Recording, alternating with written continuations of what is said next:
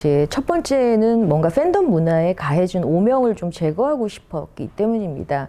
사람들이 흔히 팬덤, 그 중에서도 아이돌 팬덤이라고 하면 뭔가 되게 철없고 어리고 또는 굉장히 배타적인 이제 그런 속성을 가진 우리가 이해할 수 없는 어떤 무리의 취향이라고 생각하고 쉽게 폄하를 해왔는데, 사실 현대 미디어 문화에 있어서 이 팬덤 얘기를 빼고 이 어떤 커뮤니티 현상에 대해서 얘기하기가 사실 어렵습니다.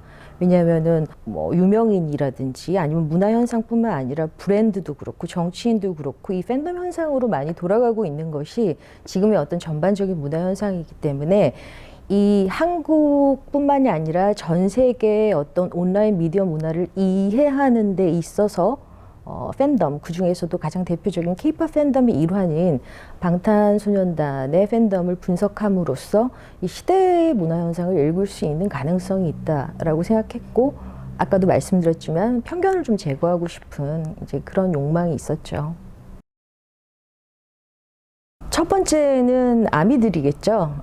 아미들에게 그 BTS의 역사는 그들에게 많이 이제 다양한 곳에서 많은 정보로 유통이 되고 소비를 하고 있지만, 사실 온라인이라는 문화가 굉장히 휘발성이 강력한 문화잖아요. 금방 이렇게 날아가 버린단 말이에요. 그래서 자신들의 기록 혹은 아카이브를 가지고 싶다라는 어떤 욕구에 굉장히 부합되는 이제 그런 성격이 있다고 생각하고, 이 책이 두 번째로는 문화 연구의 영역 안에서 팬덤 연구를 하시는 학자분들, 그래서 이 학자분들이 실제 필드 스터디로서의 팬덤 연구의 사례를 인용하거나 아니면 참조하실 때 도움이 될 수 있는 책이라고 생각합니다.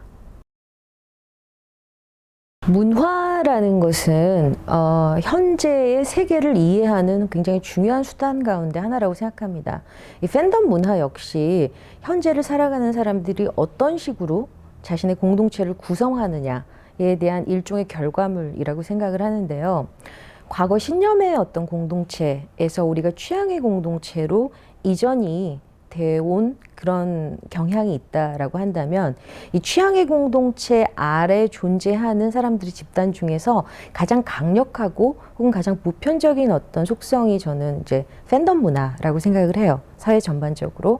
그래서 이 팬덤 문화에 대한 어떤 낙인이라든지 부정적인 편견을 조금 내려놓으시고, 실제로 이 팬덤 안에서 어떤 일들이 일어나고 있고 이들이 단지 자신의 열광적인 애정의 대상에 대해서 소비자로만 임하는 게 아니라 이들의 행동이나 패턴 같은 것들이 어떻게 사회 문화적으로 혹은 정치적으로 영향을 미치고 있는가까지도 팬덤 문화를 들여다보시면, 편견 없이 들여다보시면 알게 되는 그런 기회가 될 거라고 생각하고, BTS와 아미컬처가 그런 어떤 시발점으로서 좋은 역할을 했으면 좋겠습니다.